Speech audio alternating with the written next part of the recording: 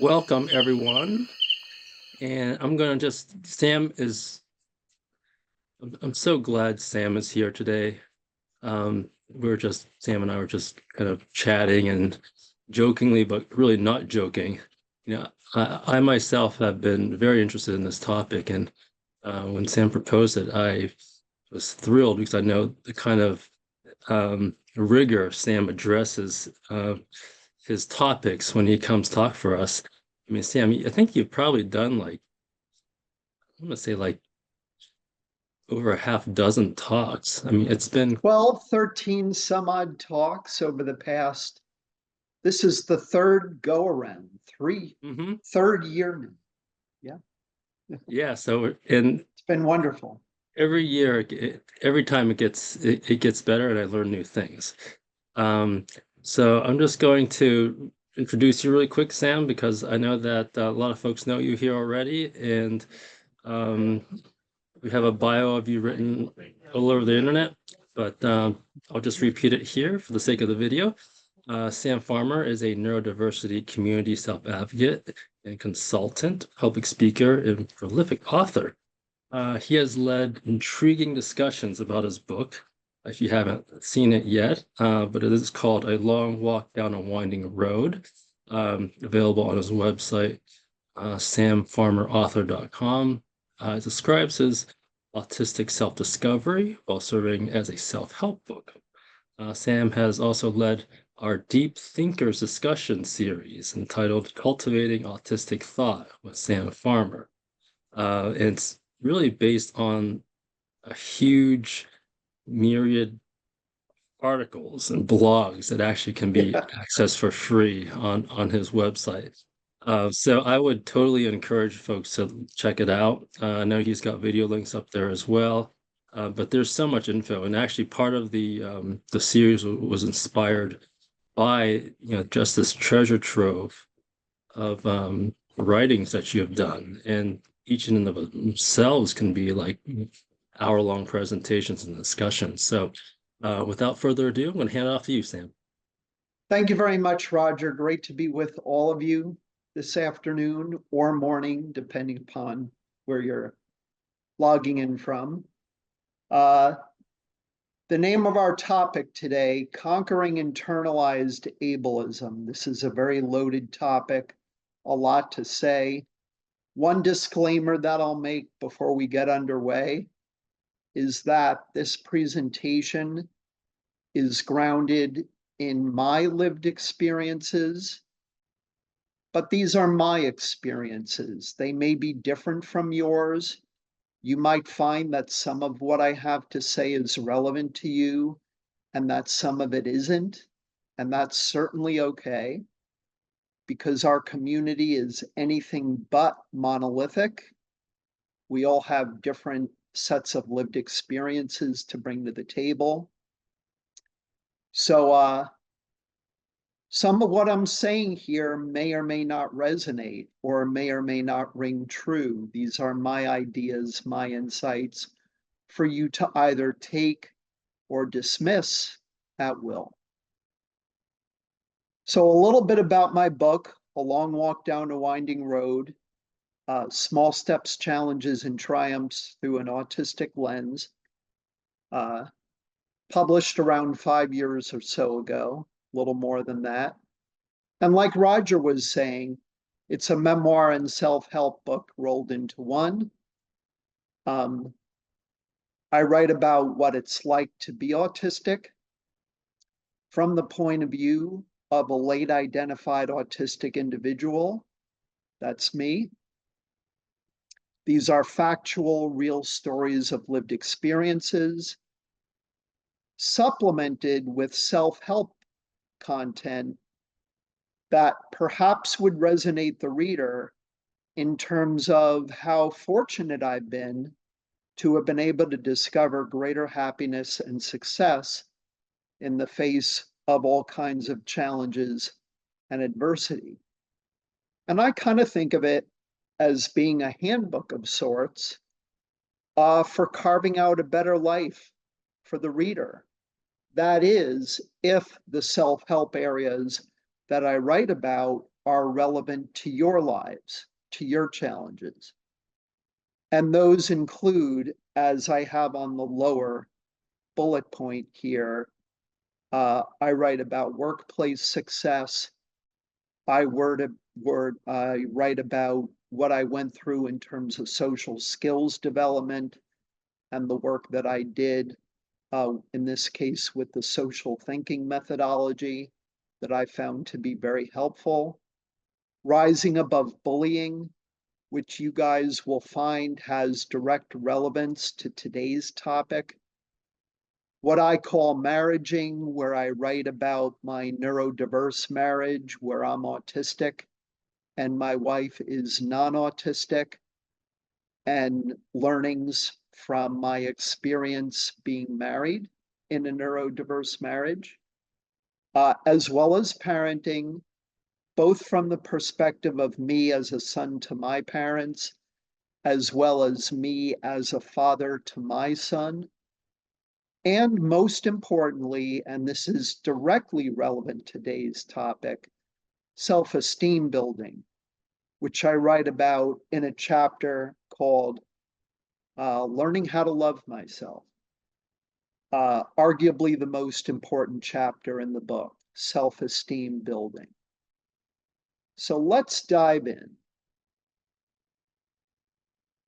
What is ableism in the first place? Societal discrimination of the disabled. Whether that disability is readily apparent or if it isn't, it's still very much there. And I feel as though a lot of this has to do with society's really troubling tendency to pathologize difference in all kinds of forms, not just with respect to neurotype, neurodivergence, as it relates to autistic and neurodivergent individuals, but we see it with respect to gender identity, to race, etc., in terms of how we have this really nasty habit of pathologizing minority communities, communities that are different, which I think a lot of this stems from.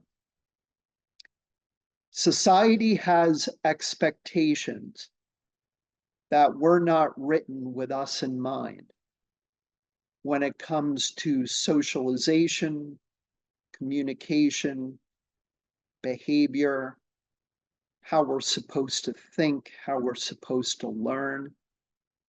And these societal expectations can be extraordinarily disabling. I know they have been to me. I'm sure that they've been very disabling to many, if not all of you, in accordance kind of with the social model of disability.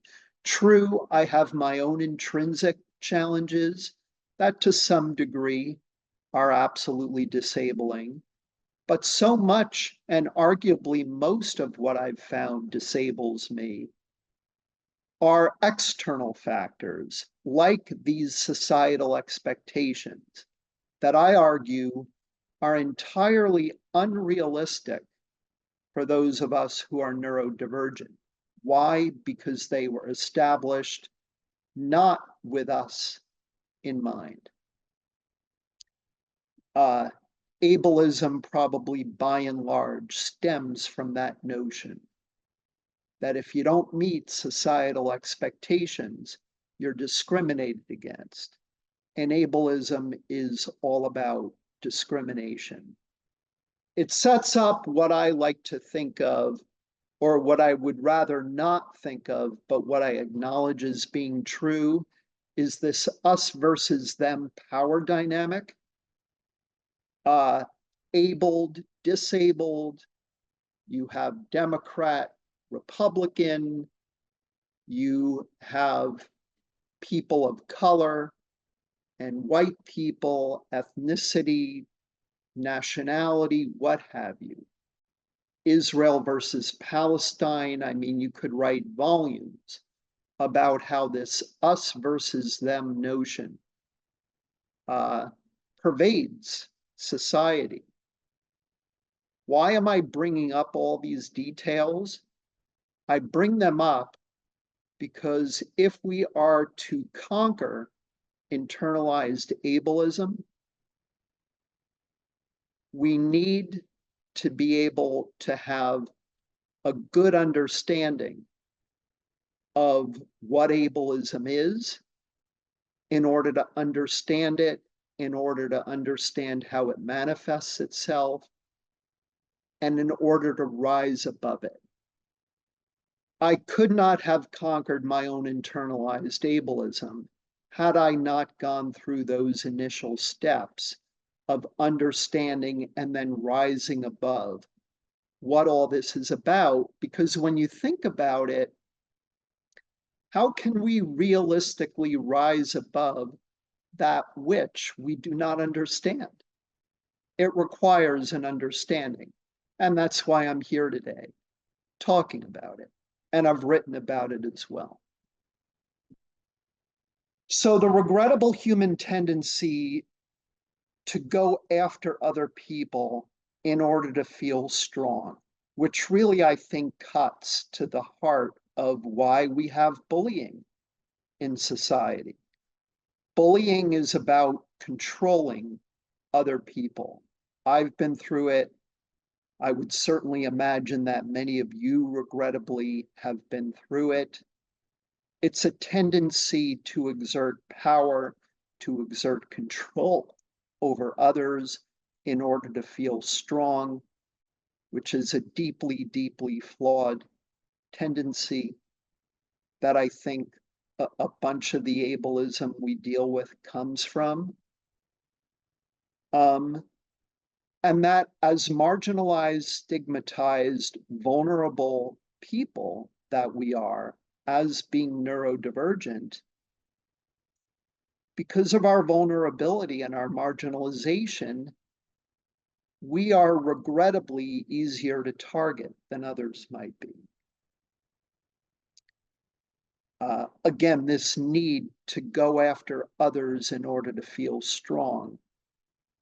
We have proven, regrettably, and for all the wrong reasons, to be vulnerable to that. These are not easy realities to acknowledge. They're very, very difficult to acknowledge. None of what I'm talking about today comes easy. This is hard work. It took me a long time, but I did get there. And I know that if I can get there, so can you. Hard work.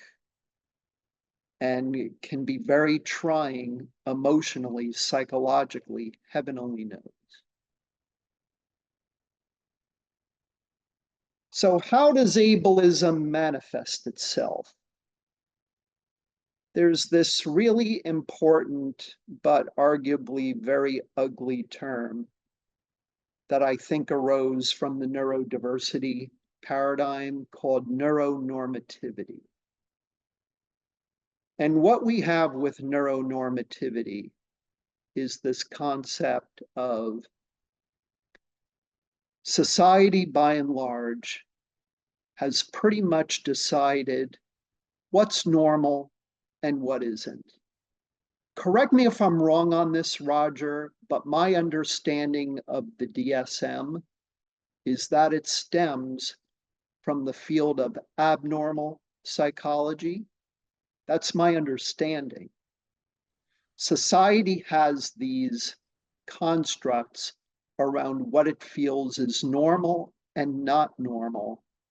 And if you don't conform to what society has decided is normal, then you're discriminated against and marginalized and disabled by it. It goes back to what I said earlier about societal expectations around socialization, communication, behavior, thinking, learning, etc.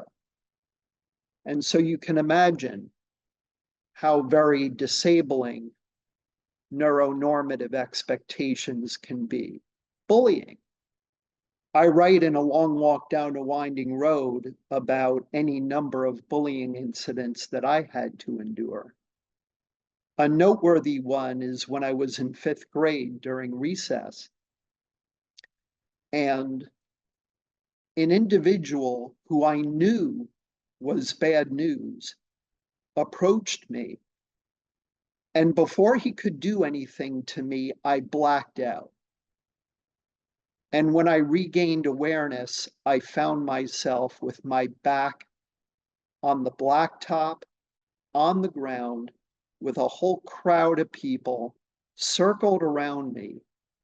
You don't shake that kind of image.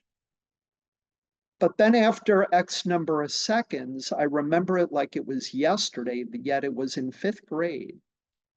The crowd dispersed. I got up off the ground. I walked away and I continued by God's grace somehow with the day. I mean, almost as if nothing had happened.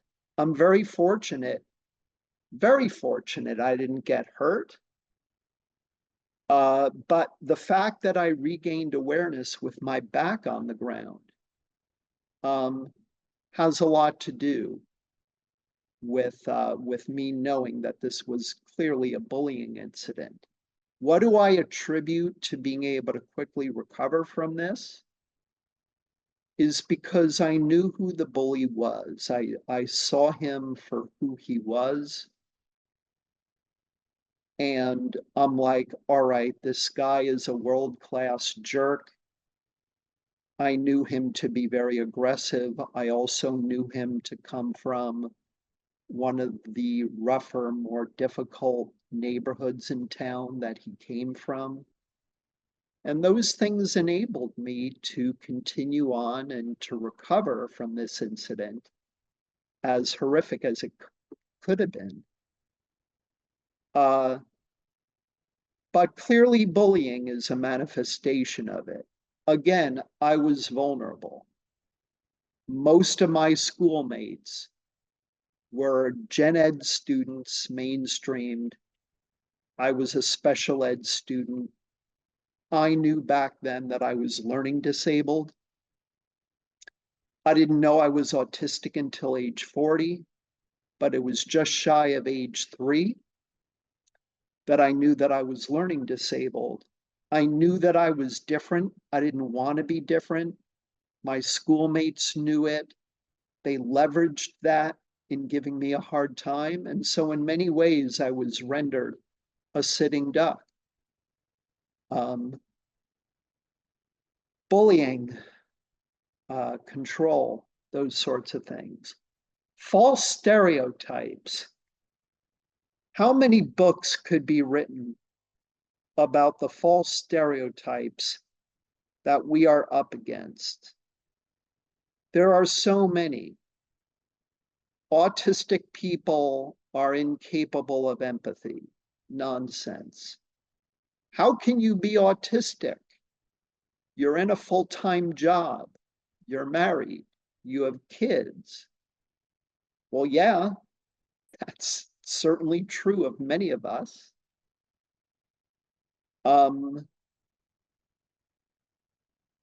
Whatever else. How did you go to college and do so well? You're autistic. All these awful, patently false stereotypes, manifestations of ableism. Microaggressions. When you ask a question of somebody that they feel shouldn't be asked, but which we need to ask because we want to be able to gather more information so that we can be at our best. But the person we're asking doesn't want to hear it. Maybe they roll their eyes. Maybe they cross their arms and take a deep breath out, kind of thing. Microaggressions. Very deceptive in the sense that you might not think they're overly a big deal, but they are, because of the hidden meaning behind them, where they come from. That's what makes them a big deal. Nonverbal cues that many of us, including me, often have a difficult time picking up. Body language, nonverbal cues, microaggressions of that sort, if we say or do something that rubs the other person the wrong way somehow. Infantilization and minimization. If you've heard of the Broadway musical How to Dance in Ohio, the cast of that Broadway musical is entirely autistic. I saw an interview involving a couple of the actors in this Broadway show talking about infantilization, being spoken down to as if they were children, or being told, oh, you're autistic, but what you did up there on stage was so inspiring that you could do that and be autistic. How wonderful. Nonsense. Me included with them, being a musician myself. I don't want to be told that I'm inspiring because I did something to show that I can overcome my disability. I want to be viewed as a performer and a musician and a human being in my own right, not as an inspiration for having overcome my disability while on stage. Just say, you were great up there, fantastic job, leave it at that. But all too often that doesn't happen. To me, that's a prime example of infantilization being minimized, cut down to size. Profit and benefit at our expense. I keep bringing this up like a broken record, but I bring it up again and again because it bears repeating. There's a school in Massachusetts called there are people, autistic, intellectually, developmentally disabled individuals at this school who to this day are electric shocked and given other aversive behavioral interventions in an effort to stamp out or suppress these undesirable behaviors. It's more of a dystopian hellhole than a school, if you ask me. What they do there is legal and it's publicly funded. And I learned that the school makes some $400,000 a year per student to do what they do to a very vulnerable segment of the population. Imagine the profits there. Or when lawyers and others claim that if your mother took Tylenol when she was pregnant, and that could give you autism. If you have a claim, call this lawyer. It's others profiting at our expense. With the new administration and RFK Jr. exploiting autism to scare people away from taking potentially life-saving vaccines.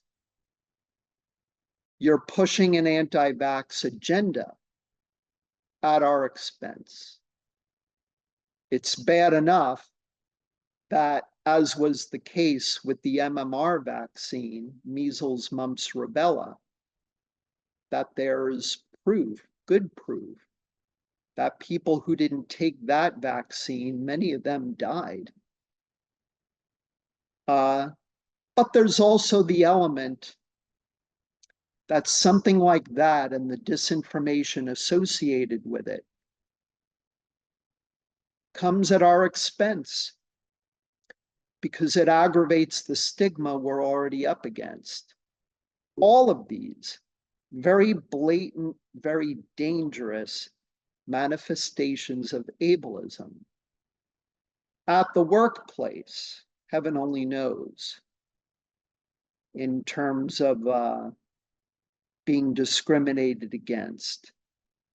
I've heard too many lived experiences of neurodivergent individuals being misunderstood, not being accommodated appropriately, therefore not able to be at their best, and they're let go.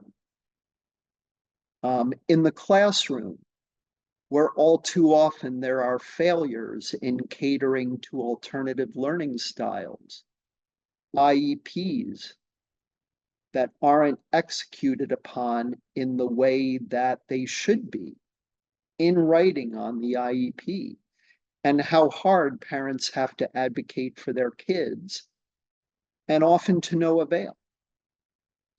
And at the clinic, when you're going through a therapeutic process that isn't neurodiversity affirming, that, as many of us know, sadly can be traumatic and do great damage when a therapeutic process is not neuroaffirming. All manifestations, in my view, of ableism. And the numbers don't lie. By that, I mean all the studies that have been done. Average life expectancy of autistic individuals, last I read, hovering around 58 years old.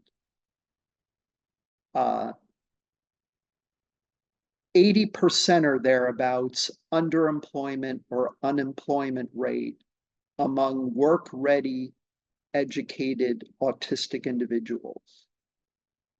Autistic women being more likely, many times, to face sexual assault, on and on, suicide rates, suicidal ideation.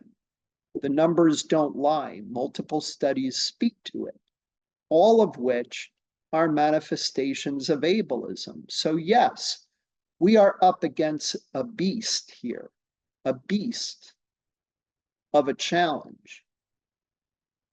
Like I said earlier, none of this is easy. As hard as it is to face up to the truth, it's important to understand these manifestations because, again, how can we rise above that which we do not understand?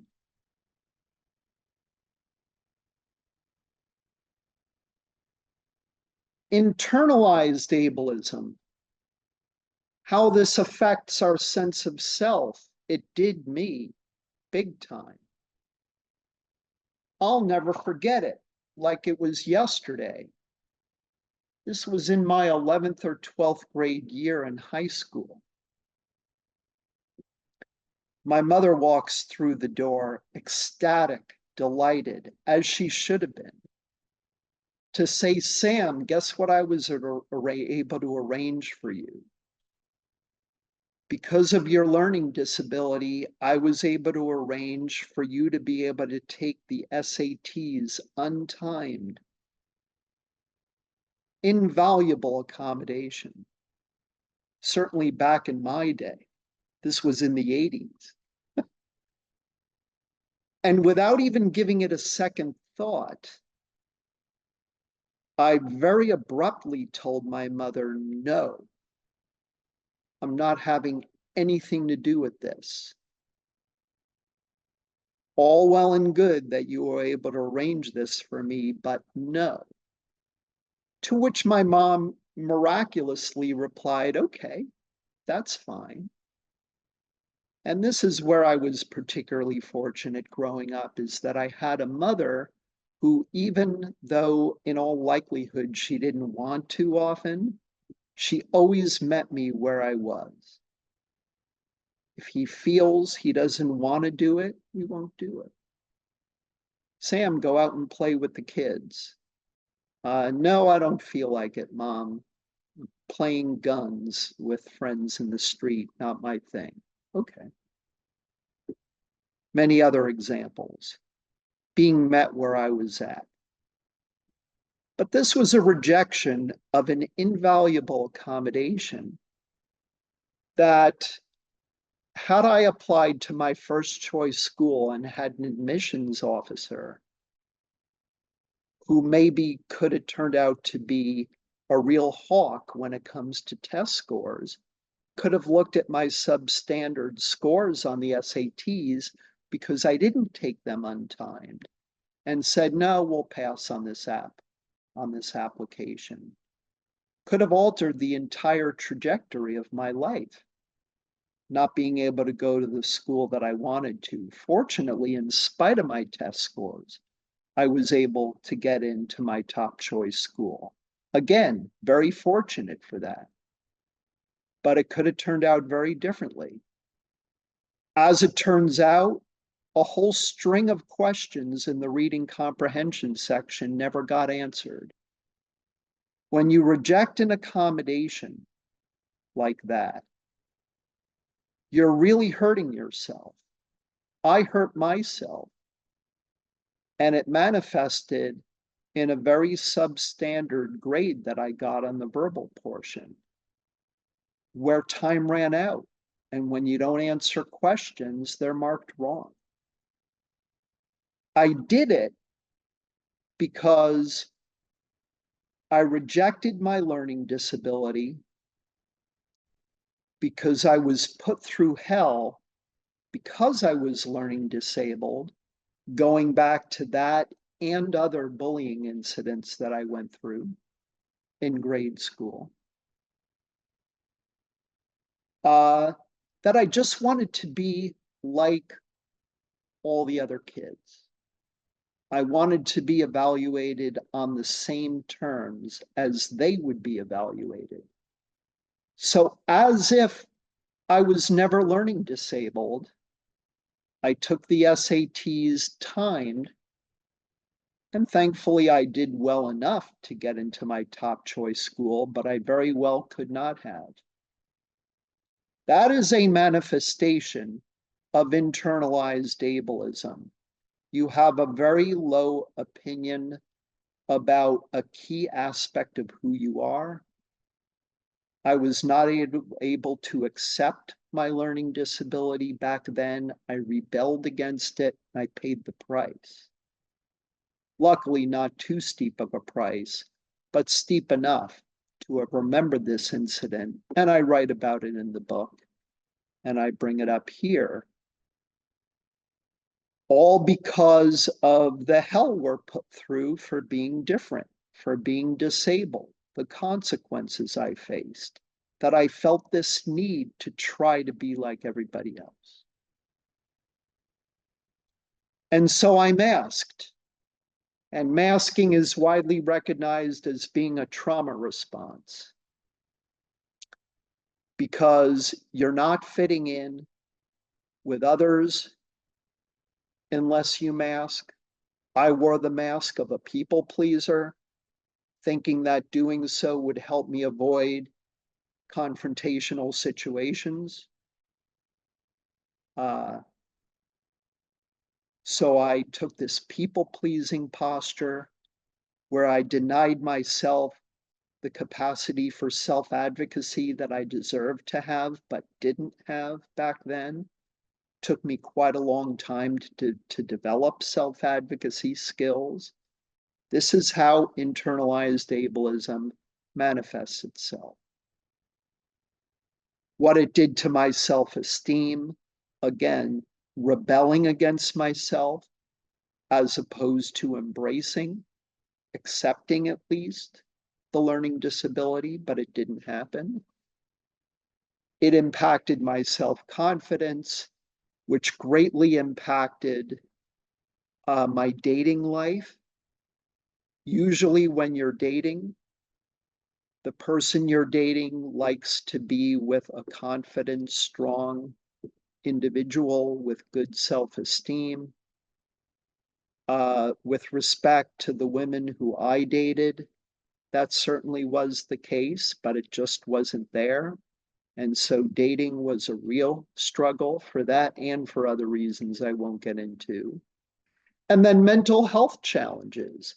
When you see the greater society discriminating against you, it impacts mental health. Many of us have been through it, whether it's depression, whether it's PTSD, CPTSD, the whole list goes on and on, is how internalized ableism can manifest itself. How I conquered it, like I said before, you can't rise above that which you do not understand. Understand what ableism is all about, how it manifests itself. Recognize the regrettable inevitability of it. If it hasn't come to you yet, see it coming towards you from the distance. That if you see it coming in advance of it coming, you're able to fortify your inner defenses, as I write in my book. And when you're able to fortify your inner defense against all that society might throw at you and has in fact thrown our way in grossly unjust manners, then you can rise above it. Understand it, see it coming, fortify your inner defenses, rise above it. Psychological safe spaces. Again, I was very fortunate. I grew up in a family situation where I was accepted for who I was. I could unmask and be my true, genuine self with all my quirky, idiosyncratic behaviors and tendencies, my self-care challenges, that I had psychological safe spaces. We want to seek those out. The wonderful thing about the Casey community, I feel, is that our community is very much that kind of psychological safe space where we can unmask and be true to who we are. As I understand it, from you, Roger, and from Dawn and others, that we can do so without adverse consequence. That helped me to conquer internalized ableism. And in connection with those psychological safe spaces, being wary of the people with whom we associate, because these people can either make us or break us. People around whom you can unmask and bring forth your genuine, true self without adverse consequences. Realistic expectations, both of oneself and of others. Very, very important, because if your expectations are inflated in these regards, you're setting yourself up to be let down. If you're able to adopt realistic expectations, which took me time to do, because I held grossly inflated expectations of myself and of others. Hey, I'm learning disabled, so I expect you to give me extra time. If I have to say something, I expect you to listen. People aren't always in a frame of mind to listen. They can't always give you the time when you need it, how much of it you might need. With respect to my music and my piano playing, beating myself up if I couldn't play a song at the piano properly is a prime example of how I had very unrealistic expectations of myself with respect to my music because of how passionate I was about it and perfectionistic about it, where I found perfectionism to be highly problematic in that regard. Unrealistic expectation that was, that it set myself up to be let down. And then self-acceptance, not easy to do when you're autistic and you don't know it, or when you're learning disabled.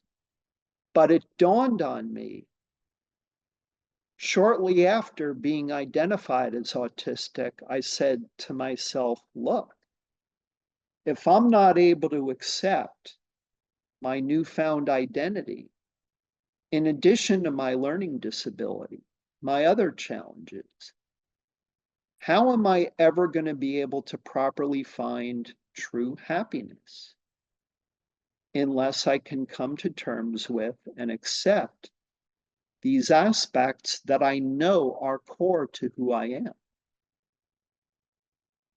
The consequences of self-unacceptance. Understanding the consequences enabled me to work towards self-acceptance, and I eventually got there. And in doing so, that helped me conquer my internalized ableism. Another thing that I write at length about in the book. Self-care. Learning how to take care of myself. Part of that, learning how to advocate for my own needs.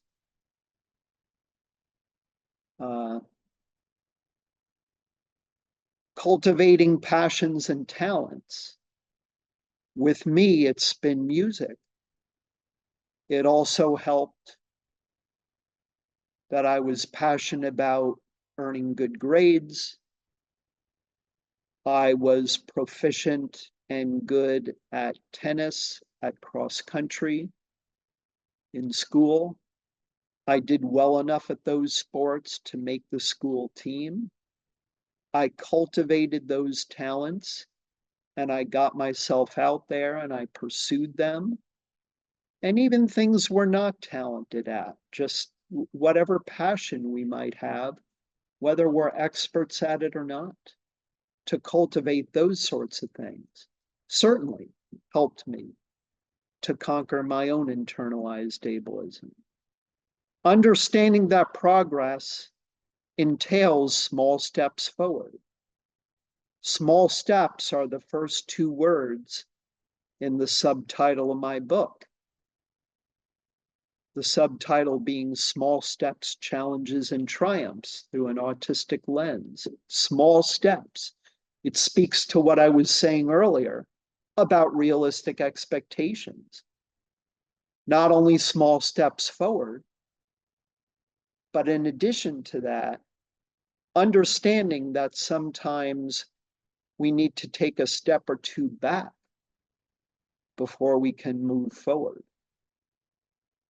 Understanding that things don't always happen smoothly all the time, particularly when you're living in a world of expectations that were not written with you in mind. Small steps, realistic expectations. Embracing neurodiversity. More on this in the next talk I give for Casey in 2 weeks. My upcoming Neurodiversity 101 class, as I'm calling it, class. Listen to me.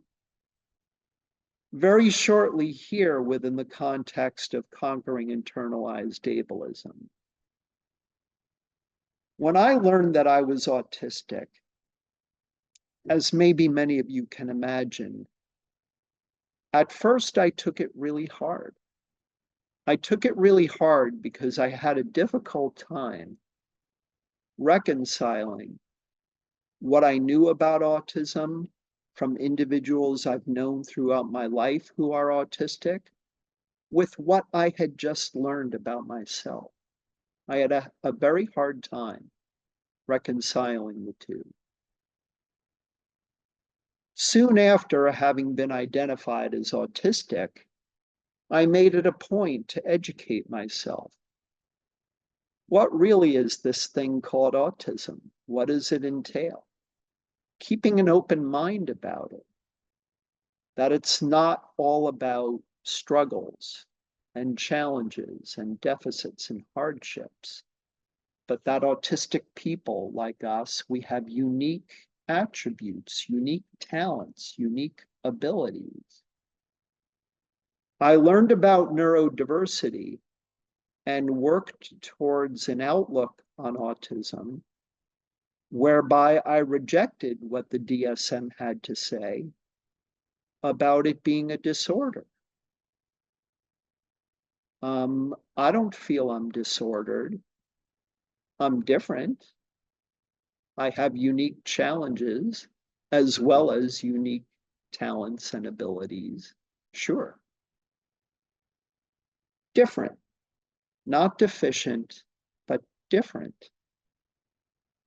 This notion that I have a naturally occurring neurotype. It's not a disease, heaven forbid, as I've unfortunately read. It's not a medical condition, in my view. Again, the way you look at your autism is going to be rooted in who you are. It'll be rooted in your lived experience. I can see why there are individuals who buy into the medical model as opposed to the social model. I personally have found that whether you buy into one paradigm or the other, that it largely depends on the nature of the challenges you face. I don't expect people to have the outlook on neurodiversity that I have. This is how I feel.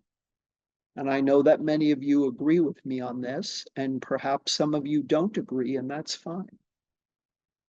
But what neurodiversity gave me, my belief in it, it gave me permission to embrace my autism as a way of being, as not being something that's wrong with me, but a core aspect of who I am, where this is a naturally occurring neurotype. It's been around for as long as human beings have inhabited the earth.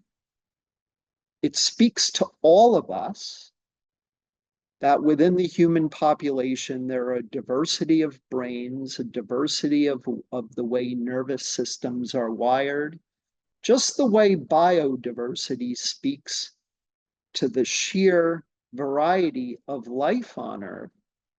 Neurodiversity speaks to that kind of variety of brains and nervous systems within the human population naturally occurring. Plenty of evidence for this. Buying into the neurodiversity paradigm helped me conquer my internalized ableism. Sense of self, everything. If you have a strong sense of self, if you nurture and cultivate that sense of self, whatever trash, conspiracy theories, disinformation, stereotypes, whatever it is that society tries to throw at you, you're able to rise above it. If you have a strong enough sense of self, belief in yourself, that, hey, I'm good with autism. This happens to be how who I am has been labeled. It can be hard to come to terms with that because of the stigma we're up against, I would argue, but I managed to get there. And then, of course, if you want to make conquering internalized ableism a goal of yours, with every goal that you establish, it's always good to have a plan as to how to achieve that goal. Any of you who want a copy of this slide deck can reach out to me and I'm happy to give it to you.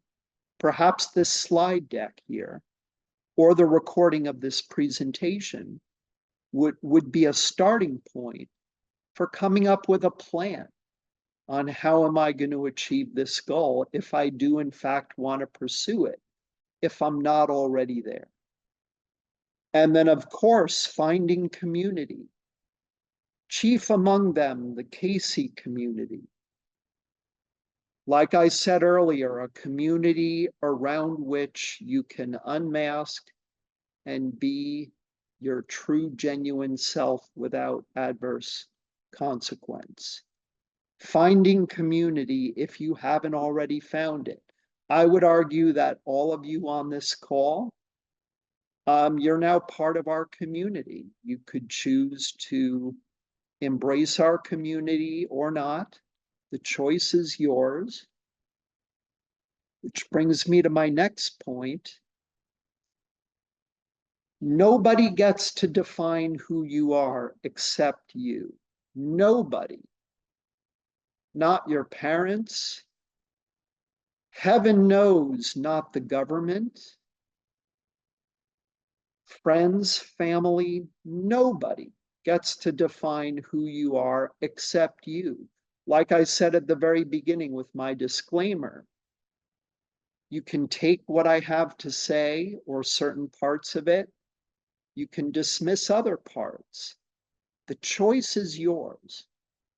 With that being said, I find it helps to have an open mind, to listen to alternative viewpoints on things, even to solicit advice from others,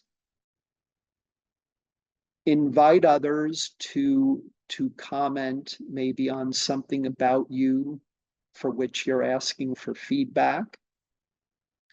Sure, but it's up to you and only you to decide what to accept and what to dismiss.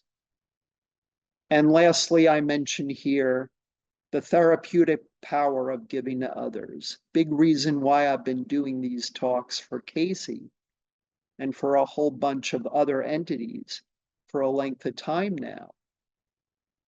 By giving of myself to others, I feel that that nurtures my sense of self. I'm sure many of you would agree with me on this. The teachers among you in the crowd, consultants, people in what I would call the helping professions, professions devoted to helping other people, the therapeutic power of giving. Harness that action with the outlook of, hey, in doing what I do, this is therapeutic for myself.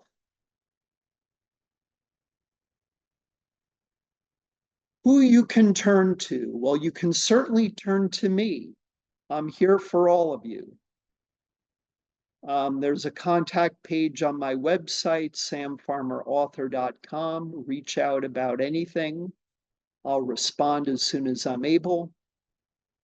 As I've said many times in this presentation, our community here, the Casey community, through these presentations in our Facebook group, an organization that I write about in my book and which I became affiliated with many years ago, AANE, the Association for Autism and Neurodiversity. What I love about AANE is just a multitude of all kinds of support, social groups, in-person, virtual, some of which are available at no cost. They have one-on-one coaching services, various support type services for people in our community, discussion forums, and more. You can learn more by calling them or by going to aane.org. Can't say enough for this organization. And like I said earlier, turning to the right kind of people, kind, smart, empathetic people around whom you can unmask and bring forth your authentic self without adverse consequence. And with that, to all of you, I say thank you. I'm going to stop sharing here. Are there any questions? Go right ahead if there are questions, comments. I am bursting, Sam, like bursting. I'm like, well, oh, it's like bringing me back to when I was a little girl and in my grandma's Baptist church, which was much louder than your presentation, but just sort of feeling the energy. Um, and I will be contacting you because I really want to talk about this on the podcast. But I wanted to absolutely. I wanted to get your insight. So on the point you made with feeling like, oh look, I'm so glad you did that, even though you're autistic, right? Like, oh, you did that? Like, oh my gosh, you did that. So I am struggling with not being excited. So, for example, if a parent says, oh my gosh, they read the book. In my head, I'm thinking, of course they read the book. Like, that's not, woo, like they read the book. So I have to like catch myself because I don't share in the excitement because I think, I know it's exciting, but I also did not expect anything different, right? I know that my autistic students can. So I'm sort of in this quandary of I don't want to reinforce the ableism, and I'm like faking my, my excitement, which is hard for me because I'm usually very just. So I don't know if there's a response for this, but it did when you shared that. It made me think about how I need to figure out to balance that because it's hard for me not to be my authentic self, but I know that parents are trying to relish in the joys, but I also want parents to know, like, that ableism from their perspective needs to go away. So, okay, I'm going to stop talking. I'm so excited. Thank you so much for sharing. Thank you very much. Very heartened by your words. Thank you. Any other questions or thoughts? It'll be easier, by the way, folks, for me to respond to spoken questions rather than those in the chat. I'll be candid. It's wonderful to see all these messages in the chat, but to go through them, this is part of my learning disability. It's slow information processing that it would take me an eternity just to read through those messages, much less than be able to respond to them on top of that. Hey, Sam, I'm actually going to try to help you with that. So I'm Thank going to you, go Roger. through them. Thank you. But actually has a question or comment. Sure, go ahead. Thank you, Sam. I so relate to what you just shared, so thank you for that. And Sam, through the whole conversation, it's so interesting, you know, as as we start to unpack that internalized ableism that we don't even recognize is present because it's so quietly and intrusively invaded our belief system about who we are. So true. So that, yeah, I would love to know because I'm curious because of my unpacking experience of this for myself. Yes.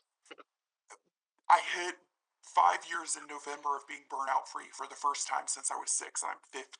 For you guys who are here that don't know me, it's never too late. never, never.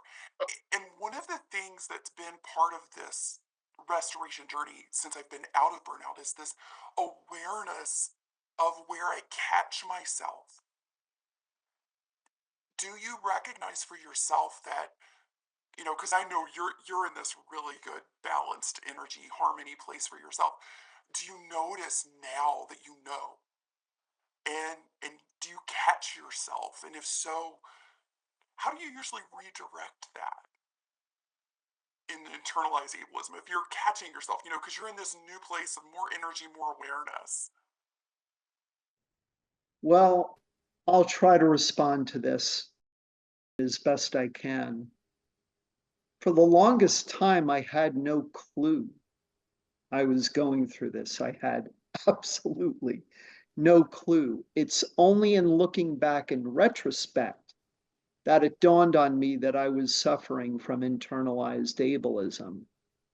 What turned things around for me so dramatically, really, was our community of neurodivergent individuals on LinkedIn.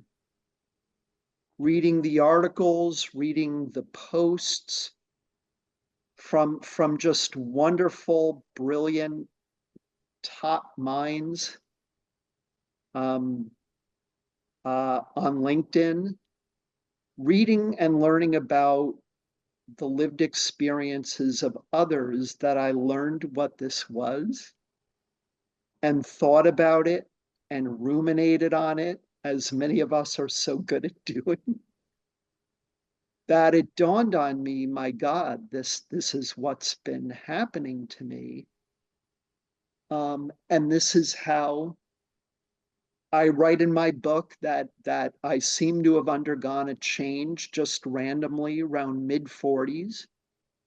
I was identified as autistic at age 40, took a couple of years, but I worked towards feeling more comfortable in my own skin, understanding what would be at stake if I didn't do that. So I knew that in my mid-40s, but knowing that that had been manifested as conquering internalized ableism, I had no clue. I didn't have a clue as to the terminology around that until after educating myself on LinkedIn, is what made a big difference for me. Yep. Next question. You had your hand up? Oh, thank you. I'll try to present this as coherently as possible. This is going to be kind of comment and question. Can you hear me okay? Can hear you just fine. Okay. So I was noticing early on as you were talking, and I was paying close attention to a lot of it, because I think you're speaking to a lot of important things. But I was noticing some generalizations, what seemed to me like generalizations, like early on, the idea that society looks at this or normalizes that. And I think, and I posted a little comment, that what you were meaning, what I was interpreting it as, you mean white mainstream Western society that a lot of us experience, as opposed to any society, because I do think there's a big distinction. And I you know what? Great point. Great point.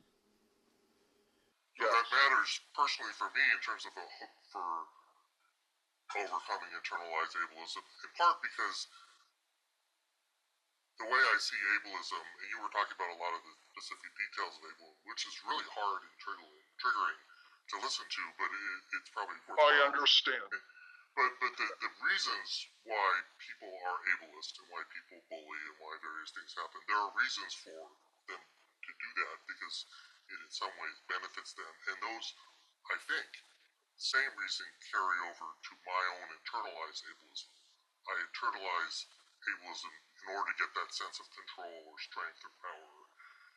And I think that in my lived experience in Western white mainstream society, that what's normal is what's exploitable as a resource to help other people. And so my masking involved being the capable breadwinner and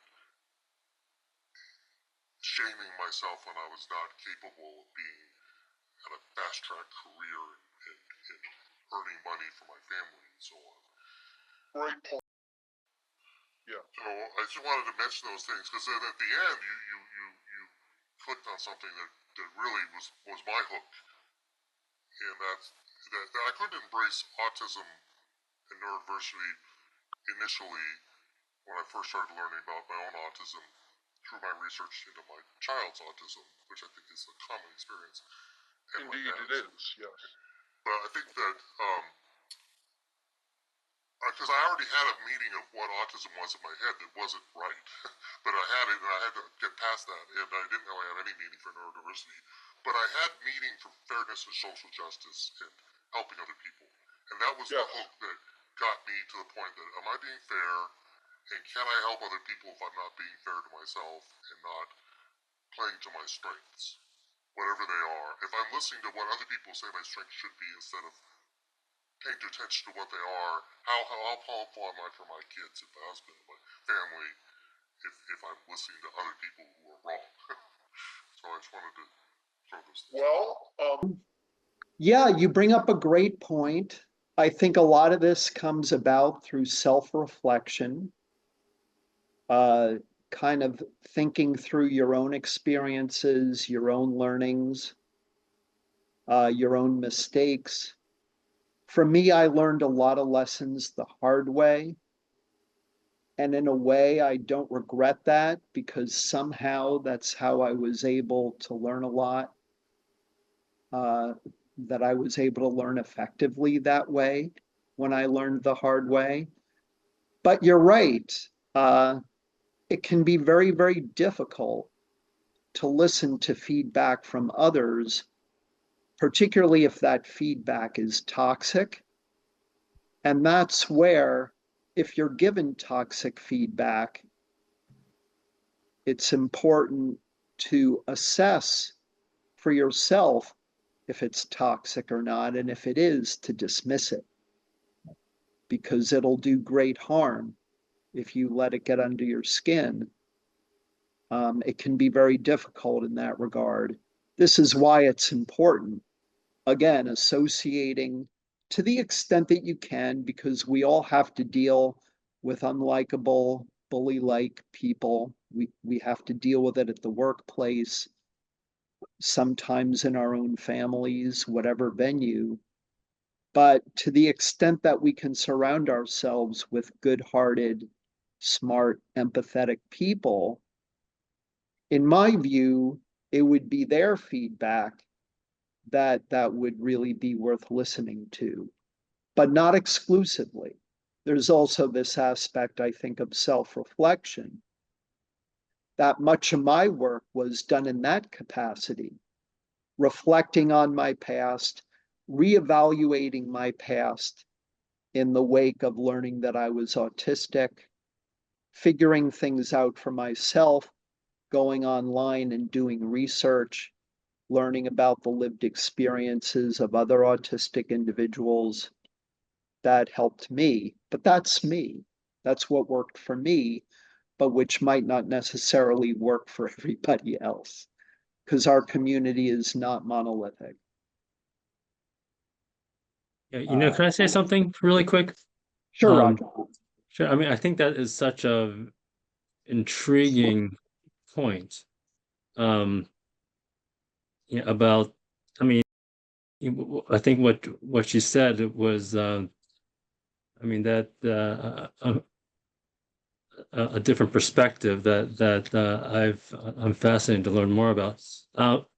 Is this, would this be under like the realm of some kind of a masking, or kind of a high, um sort of a high level type of like masking, in that um you end up internalizing what is not, the things that society rejects, and then you strive to become the opposite of that, so that um, you can become more, I guess you can survive, basically, because that is, I guess, what masking is all about.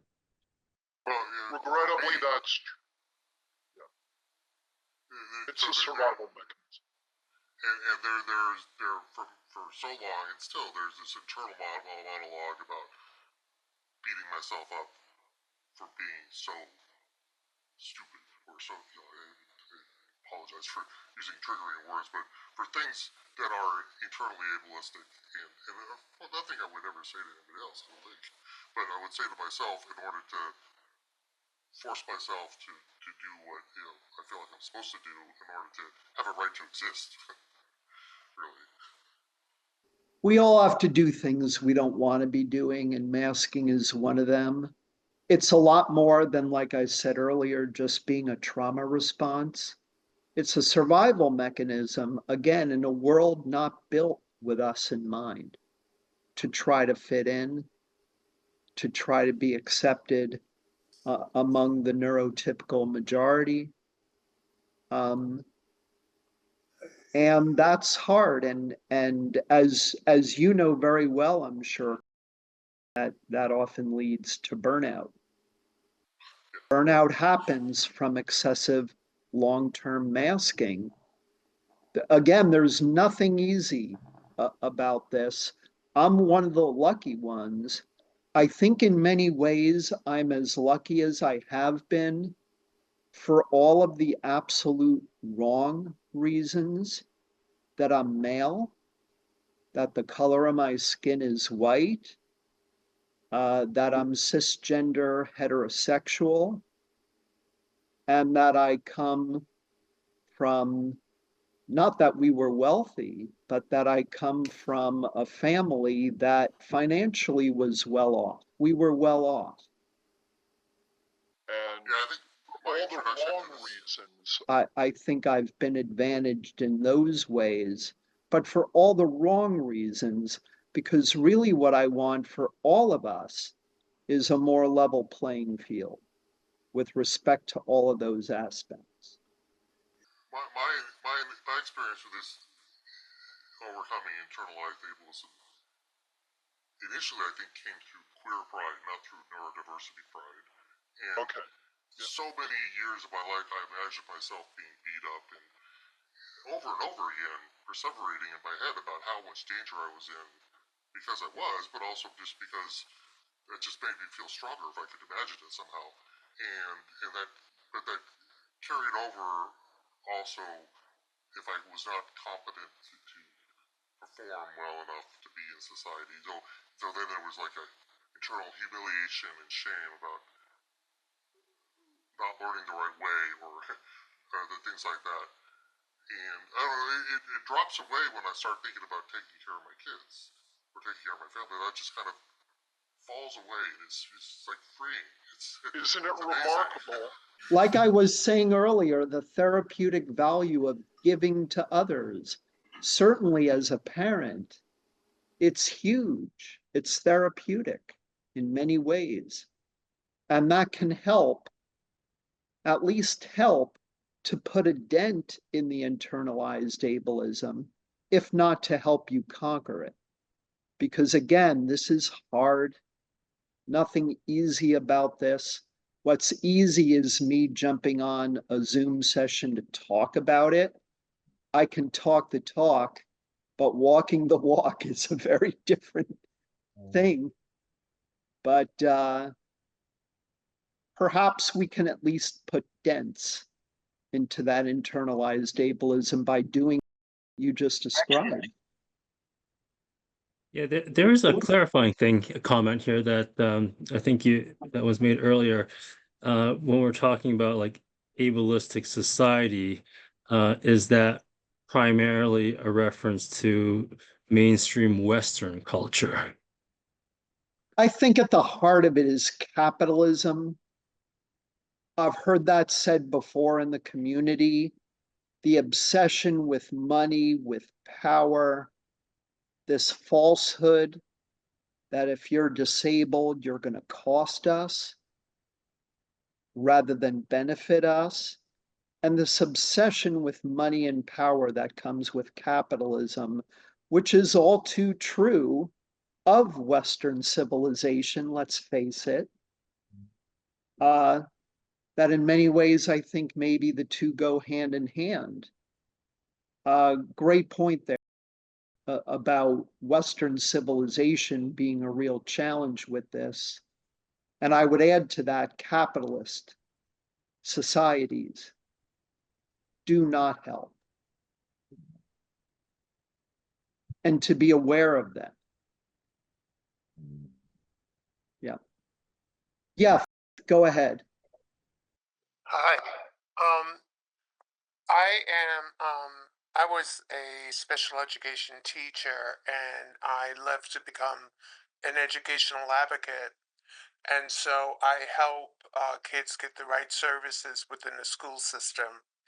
And I work real hard at that. And I know that things are changing, which scares me. But you and me both. yes, Yes, I'm with you there. I'm not I'm not going to go into that, but it's, yeah.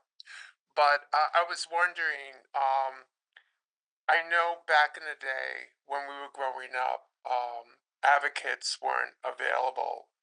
And I wondered if you had advocates. I mean, I would imagine your parents were advocates for you. Oh, big time. In Yeah, so many ways. I and was so fortunate. that's wonderful. But I remember growing up where the special education students were in a separate classroom. Uh-huh. I And, was. yeah, and we didn't even have access to them. I mean, it's and I think about that today. Um, and parents really don't know what to ask for as far as services or what their child needs. And back in the day, I would imagine it was worse. So, yeah. So I was just wondering, during your, as far as advocates go, did you have any besides your parents or? Well, I was lucky. My parents both advocated for me, and to the schools. My mother in particular, to the schools. And then after grade school, college and beyond,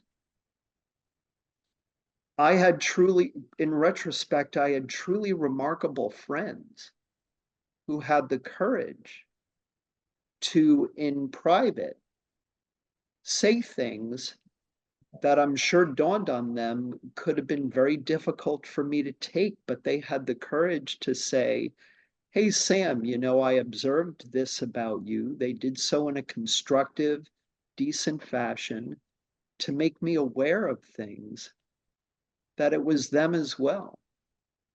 And myself, figuring things out for myself. And also, not all, but a handful of clinicians, talk therapists, my social thinking speech language pathologist, all of whom in retrospect were providing therapy in a neuroaffirming fashion, the way I look at it, that really helped, that they helped me as well. Parents, friends, clinicians. Again, I'm so fortunate.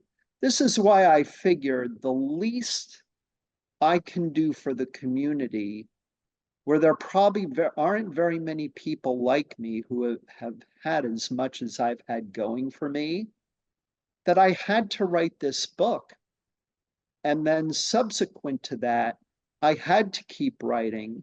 I've had to keep public speaking just to share the ideas and insights I've been able to pick up, to share them in a book and through my other writings and author talks, to help those who were not as fortunate as I have been. Right. Yep. Thank you. Thank you. I want to read this comment here. It's very, very insightful. I am a believer that there is no normal, just too many people historically and now who are willing to quote unquote conform to colonizers because of fear and wanting to fit in. It's just my personal perspective based on experiences. I couldn't agree more. What the hell is normal supposed to mean? It's going to mean different things to different people depending upon who they are and their lived experiences. And where neuronormativity becomes so dangerous and disabling is that all too often, inevitably, it's like metaphorically speaking, you're trying to force a square peg through a round hole. It doesn't work. And there are consequences for that that are unjust, that unfortunately people impose their own idea of normal on us, and we either fit or we don't fit that definition. And not everybody is going to be capable of accepting you, much less giving you a much needed sense of belonging beyond that, if you do not fit their definition of normal. Some can do that, probably most can't, the way I look at it. Unfortunately, in my years past 50, I'm realizing, because I was like, oh my gosh, people just sitting around accepting what people say? Like, what the hell? And my mother will tell you, this is me out of the womb. I will just share this one story before I mute myself. I was in first grade, and I was so outspoken in first grade. My teacher would put a circle on the chalkboard, and I would have to sit with my nose in the circle because I pushed back on everything. So I'm just built for the fight. And I'm not fighting. You know what I'm saying. We have You're to not Fighting. You're speaking your mind, Yes. and you're being true to who you are, Yes. and Yes. that's to be admired. And I want others to be able to. I mean, I want people to be who they are. Like, it's so. Yes. I'm just like, I don't. Anyway, the world. All right. This was Yes. very lovely. Unfortunately, I do have to go to a meeting. Thank you so much, and Sam, for your time. This is going to really help me help my families and my students as well. Wonderful. Thank you. Yeah. Does anybody else have any thoughts or questions? Thankfully, I'm not up against any scheduling constraints, not for quite a while. Anybody else?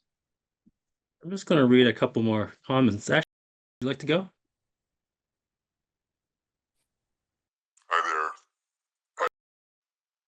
I'm 60 years old and I was just diagnosed a few months ago. So I was curious. I really enjoyed this discussion, but I found it actually, it's been impossible. I have not found a single person to talk to who's like late diagnosis and a little bit older. So I would just love to talk to a few people on the basis of exploring inner world experiences. I've read a few dozen books and I'm getting up to speed. I'm the kind of persona that delves into the basic sciences exceedingly deeply. So I'd love to have that sort of interaction. I was wondering if you guys could recommend how one does that. This is like my first experience with this kind of group.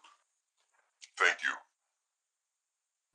Well, there are a number of really, really good books written by autistic authors. Yes, teachers, parents, clinicians, they have a seat at the table, but so do we. We're all in this together. There are worthwhile books really written by all of us just to be able to take in multiple viewpoints. There are so many books. I'm plowing through the literature, so I think I got the book side covered. I was actually endeavoring for some human connection, believe it or not, because my social motivation is exceedingly low. Casey has a bunch of talks like the one I'm giving, a bunch of them coming up, and that I would imagine would continue indefinitely on Facebook, like I said earlier, on LinkedIn, and these presentations, all of which are advertised in the Casey Cultural Autism Studies at Yale Facebook group. They're all advertised there, and they're all going to provide insights from the presenters, but also time like this for Q&A and interactions with attendees. You're right, beyond reading books. And the same thing with AANE.org, the Association for Autism and Neurodiversity, all kinds of support groups, social groups, where you're interacting with other like-minded individuals. Thank you. It already worked. Someone already texted me here, I see. And I just want to share with you, I've had a very busy, eclectic life, but this was the first time I ever asked a question in a group in the entire life. Thank you. Excellent. I heard you mentioned an interest in the sciences. Dawn Prince Hughes, who's the co-chair of this group, is having a talk on autistic physics, I believe, on Thursday. And I know that those tend to be lots of interaction back and forth. In real time. Yeah, so I can drop the link into. Are you part of our meetup or Facebook? This is the first meetup I've ever done. Okay. My experience, if you care to know, my doctorate is in computational sciences, and I did brain function emulation, so it's steeped in neurosciences. I'm also a surgeon, so it's the kind of thing I would really enjoy. I just got to hit the higher level sciences this past year, sociology and stuff like that. I just missed it the whole lifetime. Oh, awesome. Yeah, I think she would be thrilled to have you. So I'm very excited. I'm going to drop the link in the chat. Thank you. And by the way, if you go onto the Facebook group for Casey, there's an event calendar which will list out upcoming events and where there are details, including the Zoom links, etc. Just look under events and you'll see a listing and join as many of them as you can join. Keep asking questions because that's how we learn and grow. Because questions lead to answers more often than not. Yeah. Go ahead. Sorry, I forgot to mention. Both of you, in whatever order. I also went to law school to learn on the law of advocacy and special ed, and I've met a couple of lawyers that have autism, and they are a wealth of information. If anyone wants to know them, I could send their information on as well. Sounds good. I just wanted to add to question. There are also a lot of groups that are on social media. If you just look up late diagnosed autistics in the search, there are several that will come up. And also just wanted to mention Casey's physics group, which is a group where we like to discuss some of those scientific things. And so I just wanted to recommend those two. Thank you. Wonderful. That's right. There are so many on Facebook in particular that I see. And I would imagine on other social media platforms. I'm only familiar really with Facebook and LinkedIn. I barely have time as it is to keep up with just those two. But yeah, all kinds of communities online through social media.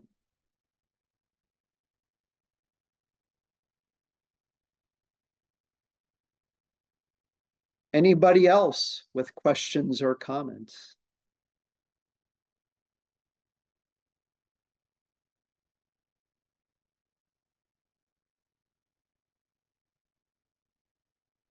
You're on mute, Roger, if you're talking.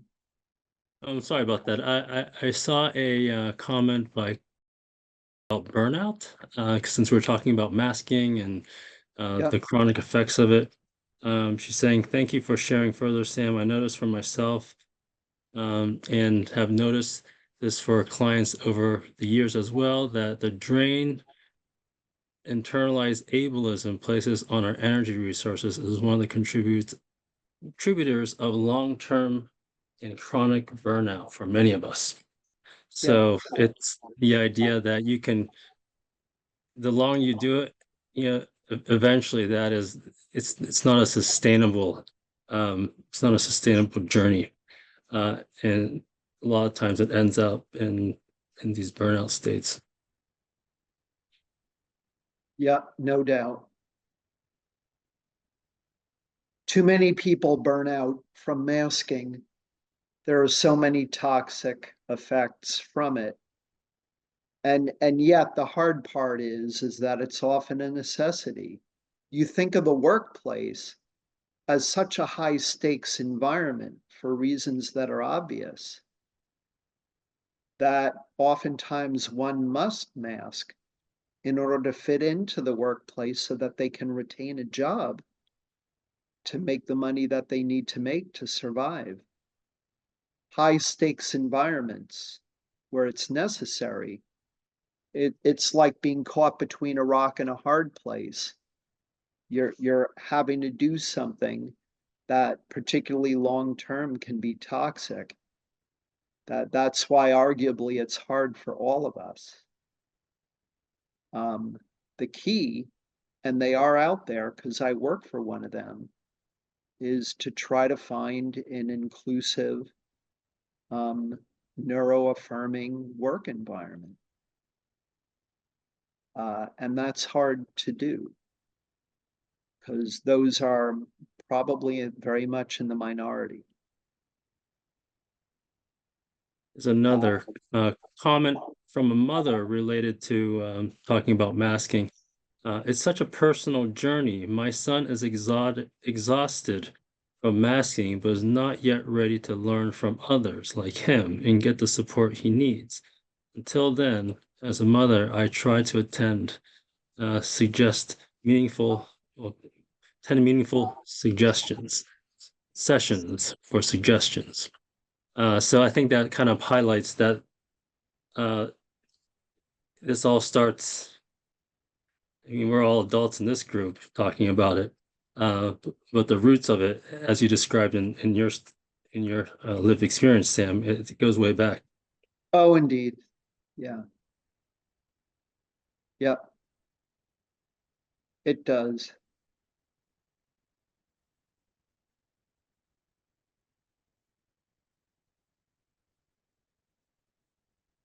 Okay, so while I'm looking at, if anyone else wants to say something, if your comment was not read, feel free to say so, and we can address it.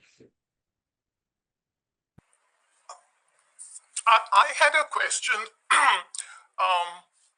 which was, is the group Estranged Parents of Sons and Daughters on the Spectrum, is it a KC group? No, that does not sound familiar, but that's an intriguing title, though. It is. Yeah.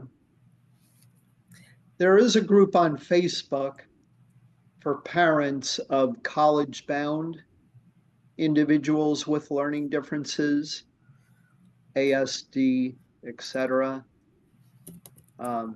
There's a parents group there, and there are parents groups with AANE as well, the Association for Autism and Neurodiversity, all kinds of support groups, not just for autistic individuals, but for parents as well, even grandparents, etc. It's a wide variety of them. More on their website.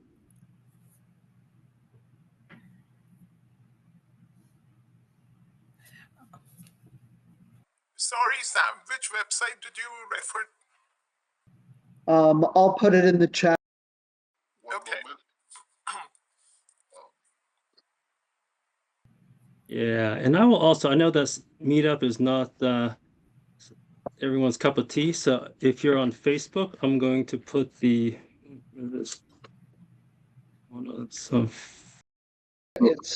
aane.org. I just put it in the chat. Okay. Yeah, thanks. Sure. Yeah, I've attended your session with AANE also. And I'm back. Very good, thank you. Yes. Very good. Let's see here. Yeah, and there's also a Facebook group. There's two different Facebook groups actually that we have. One of them is specific to autistic culture, and Dawn always, her guideline is if you're an autistic adult, then it's suggested you join the Cultural Autism Studies at Yale Facebook page, which I'm going to put in. think I just put that in the chat. Let's see. But there's also a social connectivity for autism, which is more for like parents and professionals. So that's the general guidance there. But there's so many different groups. I mean, I should just say that it's when you start, we always think that a lot of this sort of cultural cohesion really started online.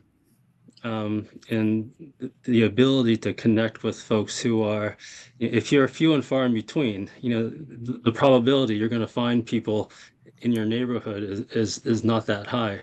But when you leverage the tech, then you can really start connecting with similarly people. Those are groups. Yes, yes, those are these are those are Facebook groups. Those are private Facebook groups.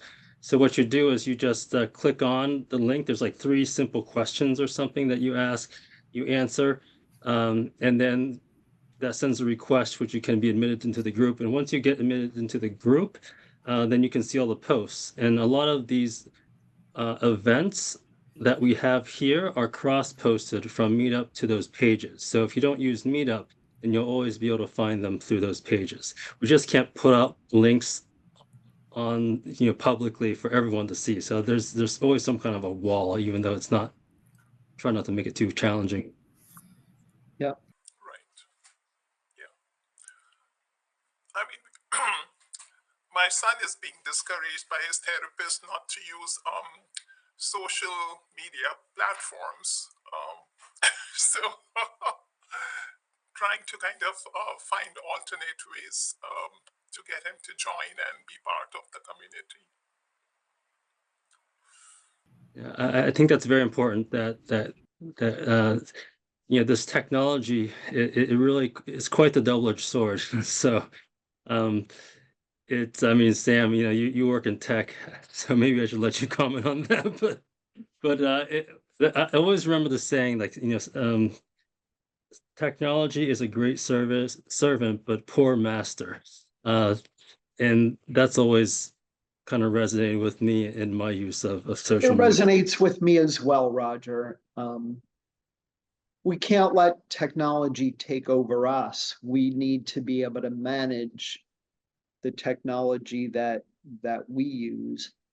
And like most things in life, it's a mixed bag. You're going to get the good, the bad, and the ugly on social media. The key is to try to filter out the bad and the ugly and focus on the good. That can be easier said than done.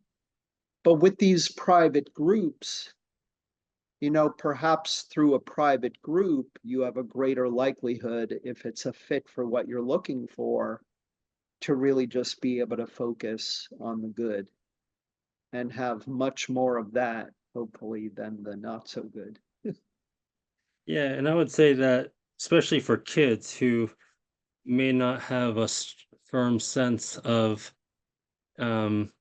what's good, what's questionable, what's definitely not good, then I think that's why there's so many restrictions for minors using this stuff, because it is not always Yeah, straightforward, as Sam is saying. that's true, no doubt. The hard part is steering clear of cyberbullying. They're out there. And that's why I talk about what I talk about rising above bullying, rising above the ableism.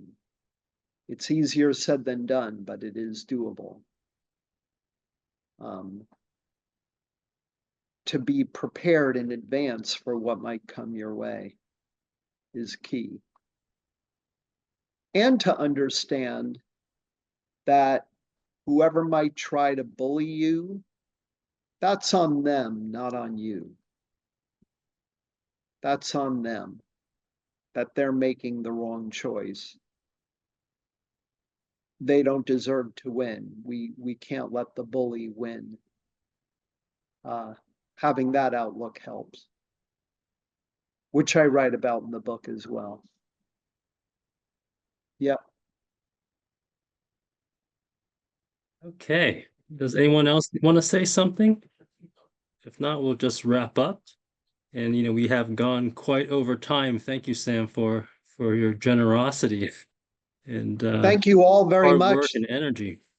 Absolutely. It was my pleasure. This was a real joy. Thank you all very much for making time for this. Great discussion. Great. And we will have the recording available. It just takes a while since we have to anonymize the whole video so that Yep. we can preserve the ideas but protect people's identities. So that usually takes a while.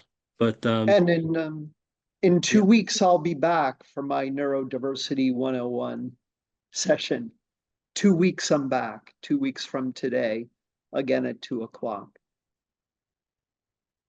great. Thanks, everyone. You all have a great Bye-bye. afternoon. Bye-bye.